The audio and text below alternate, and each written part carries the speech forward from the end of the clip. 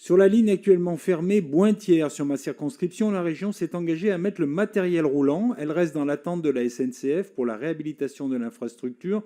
Quel est votre calendrier de travaux? Enfin, sur la ligne TER Boin-Montbrison-Saint-Étienne, SNCF Réseau supprimerait un poste d'aiguillage en gare de Saint-Romain-le-Puy, empêchant ainsi le croisement des trains et pénalisant de nouveau de nombreux usagers. Renforcer ce poste serait pourtant du bon sens et permettrait d'avoir plus d'usagers confrontés quotidiennement à l'engorgement de l'A72. Aurez-vous ce bon sens? Je vous remercie. Euh, Monsieur le Président, vous m'avez répondu tout à l'heure que vos priorités étaient, selon vous en tout cas, les SERM, le fret et les LGV. Dans tout ça, il manque aussi la question donc, des lignes d'équilibre du territoire, comme par exemple le Paris-Clermont, qui a déjà été cité. Je suis député clermontois, donc j'en parle aussi.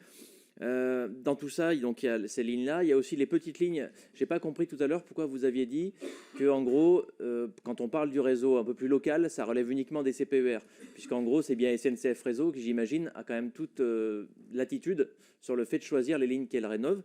Et donc, par exemple, a été citée la ligne entre Clermont et Saint-Étienne tout à l'heure, à travers le tronçon Thiers-Bouan, notamment, qui est coupé actuellement, et aussi la ligne Clermont-Tulle, qui permet donc d'aller à l'ouest de Clermont et de se connecter à la Corrèze.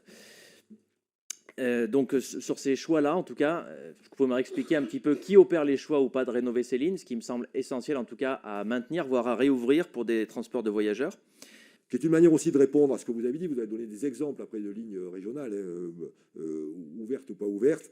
Je le redis, la SNCF, elle finance plus ces lignes-là. C'est vraiment aux collectivités, à l'État et aux collectivités de financer. Dès que c'est financé, on le fait. Voilà. Et notre boulot, c'est de trouver la moyen de le faire, la manière la plus astucieuse possible et la moins chère possible pour les collectivités.